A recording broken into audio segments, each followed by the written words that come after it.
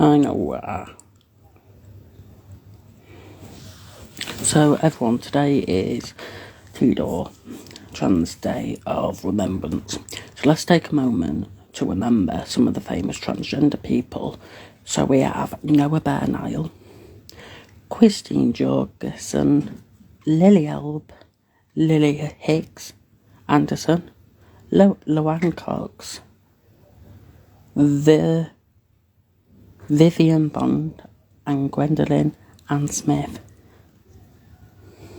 Hi there. So if you heard that, guys, it's the National Day of Trans Day of Remembrance today. So we're going to take a moment to what Trans Day of Remembrance to me means to most trans people, such as Noah. So, Noah, I've just gave the introduction saying, let's take a moment to remember some famous people, including yourself, Christine Jorgensen, Lili Elbe, Lili Hicks Anderson, Lavern Cox, Justin Vivian Bond, and Gwendolyn and Smith. But I would like it from your perspective as a trans male to tell me what you do when it's Tudor. Do you do any events? So that's why I'm going to invite you in now. So here we go.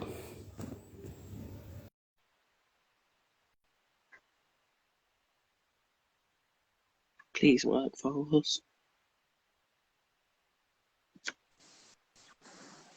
I think we're working. Can you hear me? Yeah, we're working, yeah. Fabulous. Oh, thank you for having me this evening. Lovely. Sorry for the technical problems. I couldn't get on straight away. No, I was struggling a bit as well. Yeah, Trans Day of Remembrance for me is a really emotional day because, we're remembering, it's our family, it's our like siblings in the trans community, but also it really hits home how close it is that it could have been one of us as well. Your heart breaks for them and goes out for their family and friends who have passed, but you also think they passed because of who they were, an identity I share with them, and I think that gives you that real heartbreak connection. It really hits home that I'm so grateful. I know the UK isn't great, but it's a safer country than some others to be in and be trans. I think I appreciate my situation, but I do find this day emotional because it really sort of brings it to a focal point, isn't it, where we remember and we see how many people have passed, and the number is way too high. And to be honest, even one person is too much, isn't it? But the numbers, as high as they are, it's really a tragedy. Yeah. But it annoys me because, 32 people, it's happened to 32 people, and I think to myself, well, it's happened to all them. Give it another couple of weeks, I'm not going to be nasty here, it probably will happen again. Yeah, it doesn't stop. That's the problem. No. You have a lot of politicians and that who do very well at saying things, but then a lot of times transgender is used as a political football, which on the other hand then stirs up issues, and there isn't enough protection. And the one thing I think as well that's really heartbreaking about those figures is that's just the ones we know of. How many do we not know of that aren't known by official figures? There are so many more included in today that aren't in those figures as well. Yeah. And then, as I said, sad for them ones today as well. Yeah, it's heartbreaking when you see on the news, young lives, I don't care how old you are, you're still a young life, isn't it? If a life is taken too soon, you're young, however old you are, and it's just too soon, and it is so heartbreaking. They should have been living their life today, having fun, making whatever plans they were making, seeing friends or family, and you think none of that's happening now. No. It's just a shame. But I feel sad for the parents more because they'll be thinking to themselves, well, one night I would have put them to bed. Tonight I'm not going to be putting them to bed. I'm not going to be putting them to bed ever again. That's the only it. bed they're going to, I'm not being nasty, but the only bed they'll be going to is a coffin or whatever they want. Yeah, and the thing is, as a parent, you should never have to bury your child, isn't it? There's a natural order we think to things, isn't it? Where it should be the parents go first, then the children, and it is heartbreaking. Then from the parents. And to come to terms with it as well, it's especially if it's a targeted hate thing, it's really difficult when grieving to accept it. You don't think there's no fairness to it, there's no justice to it. It's just wrong, isn't it?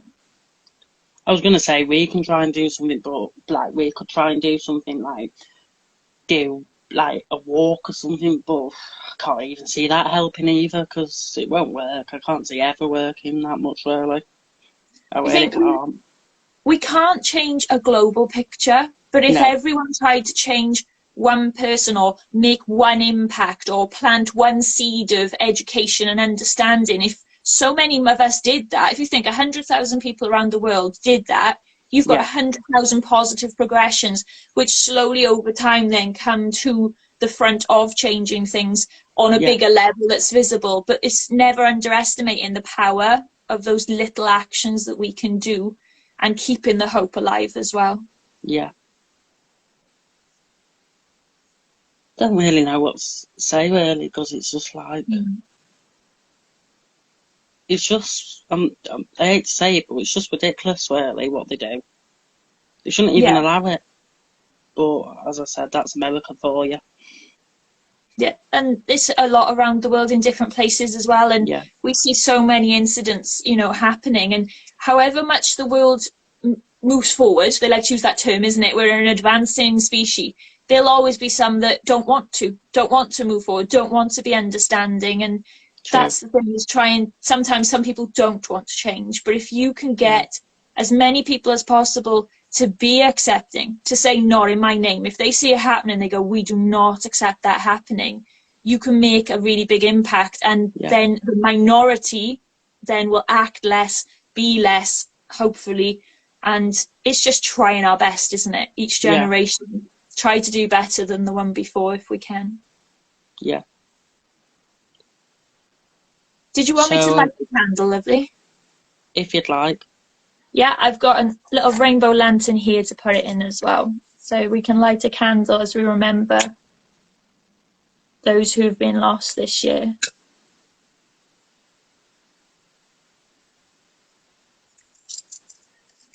And I've got, hopefully she'll stay in shot as well so we can see the light. The light, the light. There we go.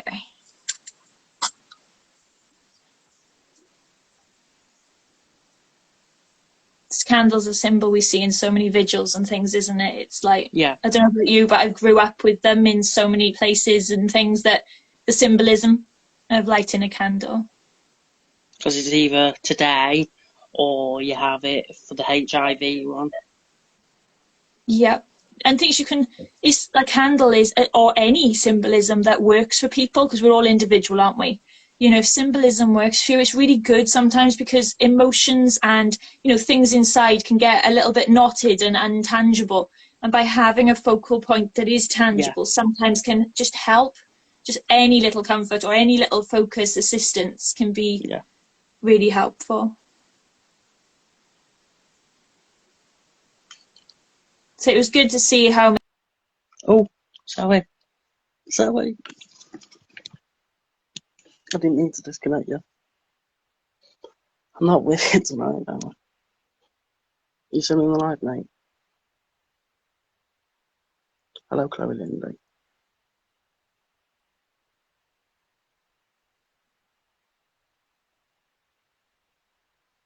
No, can I ask you something?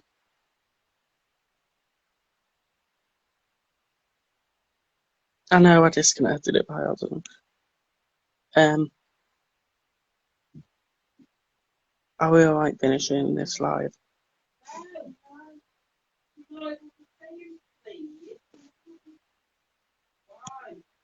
Bye, guys.